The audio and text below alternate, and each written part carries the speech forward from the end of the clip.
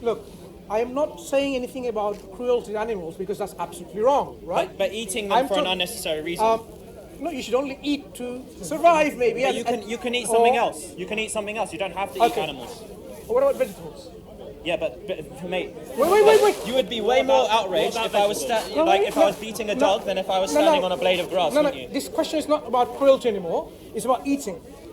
Do you eat plants and fruits and vegetables? Yes. Are they alive or dead? They're alive. Right. But they're not sentient. So now we're talking about is the criteria. sentient. Explain what you mean by sentient. So the ability to experience pain, pleasure. They experience pain. No, they don't. No, they don't, mate. Okay, They don't have a central nervous system. They don't have a brain. Okay. I'm sorry, but you would be way more outraged if I was beating a dog than if I was snapping a branch off a tree, wouldn't you? What's your name? Sada. I'm Mansur. You're sorry. What? Mansur. Nice. Studies have been done already, decades ago, where plants experience pain. Not in the same way animals do. You see now what's shifted? And we're they don't constantly, experience pain at all. Sada, we're shifting the goal every single time. You know, your argument seems They to be react to stimuli, but they don't feel pain. They do feel pain, and people have done experiments already. So you are now saying not to the level of pain that we experience, but that's not the question. Do they experience pain? Yes, they do. How? If they don't have a central nervous system and pain receptors like us and animals do, how can they feel pain? And also, if they did feel pain, do you not think plants would have evolved to a point where they could avoid pain? You see, that's why the question about evolution. That's why we go back to the old discussion about the creator. Because the moment you bring an evolution idea, why would the creator create plants or animals indeed to feel pain for us to then exploit Use them So for an unnecessary reason. Not unnecessary. It is unnecessary in the UK. In the first world country, it's unnecessary to use animals. Do you know you have enzymes in your digestive systems specifically there to utilize meat? So what? Do you know you have canine teeth to chew meat? So what? We don't have to anymore. That's not a canine. We don't have to That is anymore. we're biting into apples and biting through nuts. This could not tear through flesh. Yours could not tear through flesh. What you don't realize is this. The system, it's not about relevance. You're talking about biologically. I'm talking about biologically. You are designed not to be a vegetarian. But we don't need to use animals anymore. What about nutrition is a numbers what about game. my body? So you can get those numbers from plants. Sarda and Brad, you're constantly shifting your argument.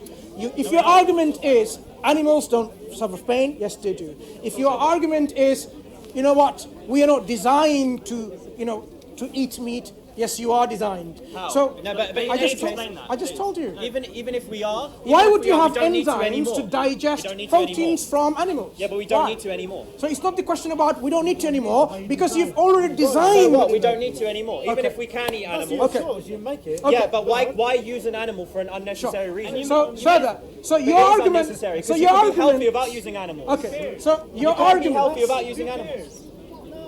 Your argument is no longer that we are designed or not. Yes, we are designed, but we don't. In fact, How would you feel if you were that animal? let me put this argument forward. You shouldn't be eating plants at all. No animals, no plants. Evolve. Go on to one step further. Don't eat plants at all. Maybe they have a little bit of pain experience. Don't eat plants and fruits and vegetables. Next step. What are you going to do? What are you going to eat? You're going to die. You're going to die. So you're going to be merciless, ruthless, eating vegetable to make you survive. Yeah, of course. What a selfish reason, Brad. No, it's not. So when we eat animals, chicken or a cow or a sheep, Or a dog whatever, or a right? cat in We don't eat dogs. We don't eat dogs and cats. Well, some There people do. Some people do. There are certain things we eat, certain things we don't eat, and there is a reason for it. But in general, when we say we want to eat these things, we can't just eat them. We take the life away with the permission of God that God has given us. Only with the permission of God. We say Bismillah, Allahu Akbar. Can I ask you a question? Can I finish these 2 points and then you can ask, right? So the life that we take away is with the permission of God. But how do we take a life? For example, when we slaughter these animals, when we slaughter, right? We don't slaughter in front of another animal because we know they understand. Yes, we know they will when they see, they experience this and they feel, and you can see how they react. And we want to slaughter them in a way which is most merciful way, so they don't experience the pain. So That's animals why. are worthy of moral consideration then. That's not the question about morality here. No, but you are mercy. So when we slaughter them in the most merciful way with the permission of God. But they have an interest in living. You see, I'm just putting forward one argument about showing the mercy. let him finish. Second thing, about human beings. If, for example, I am wealthy enough to sustain my life with food, and my neighbor goes hungry and starves to death, our Prophet ﷺ said that I am not even a believer. I'm not even a believer in Islam, in his prophethood. That a believing person, that he is fully fed and his neighbor goes hungry in starvation. That shows the responsibility that we have for our neighbors. Even our neighbors have a right. They should not go hungry and starve to death if we have the means to help them.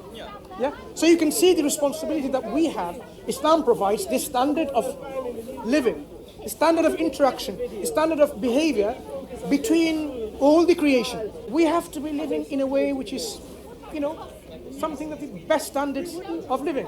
So this is what we're trying to invite you to, that if you look at your way of living, you are always constantly trying to live a life which is noble, which is peaceful, which is just, which is humane, which is merciful. You're trying to live your life as the best way of living, right? Experience. These living standards can either come from our experiences, and we make errors in our experience as we learn, or it can come from God through his prophets and messengers. What we are saying is, God the Creator has given us the standards of living throughout the ages, through the prophets and messengers, and the last prophet being Prophet Muhammad sallallahu alaihi wasallam, so that we can perfect the nobility of our character. And this is what Prophet Muhammad sallallahu alaihi wasallam was raised, one of the main reasons. He says, بُعِثْتُ لِأُتَمِّمَ مَكَارِمُ الْأَخْلَاقِ. I have raised to perfect and raised to perfection the nobility of the character. You are noble, but you can perfect this character of yours. And this is what Islam does.